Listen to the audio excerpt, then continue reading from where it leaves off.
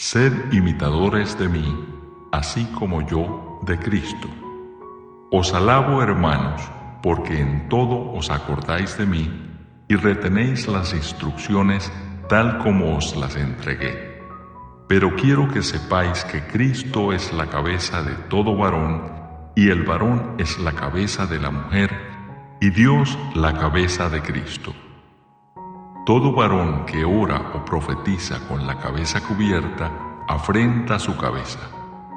Pero toda mujer que ora o profetiza con la cabeza descubierta afrenta su cabeza, porque lo mismo es que si se hubiese rapado. Porque si la mujer no se cubre, que se corte también el cabello.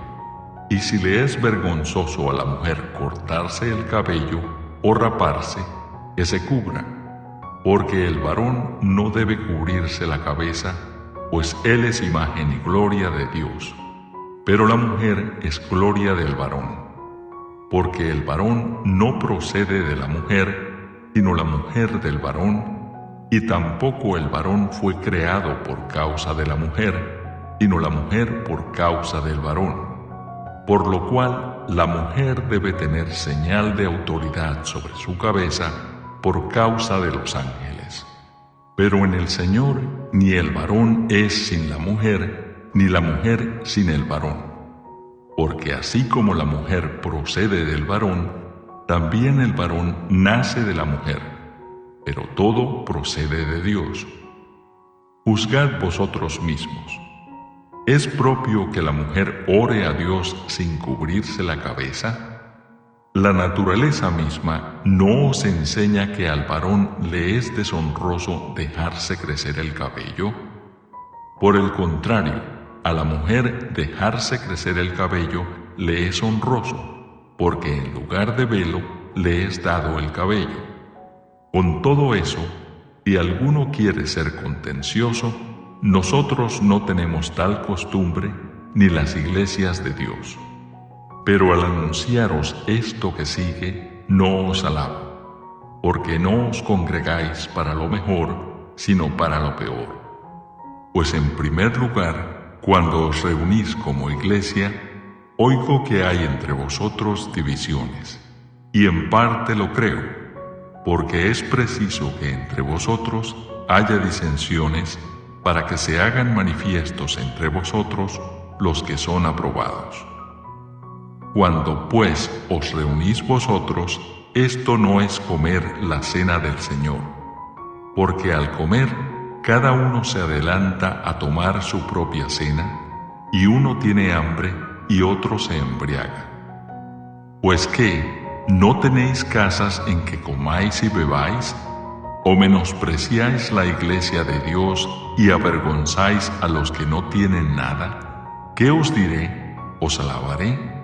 En esto no os alabo, porque yo recibí del Señor lo que también os he enseñado, que el Señor Jesús, la noche que fue entregado, tomó pan, y habiendo dado gracias, lo partió y dijo: Tomad, comed, esto es mi cuerpo que por vosotros es partido.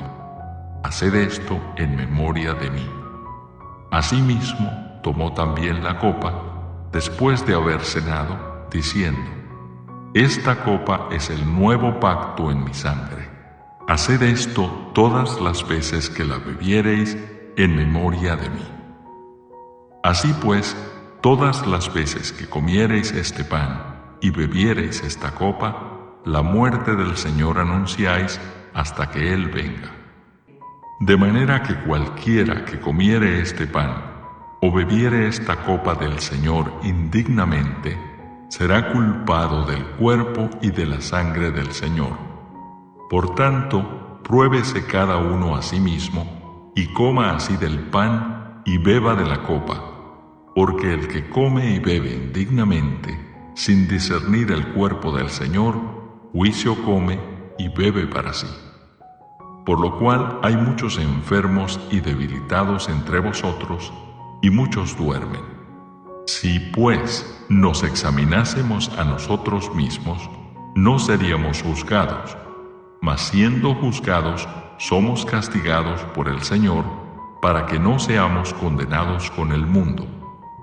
Así que, hermanos míos, cuando os reunís a comer, esperaos unos a otros.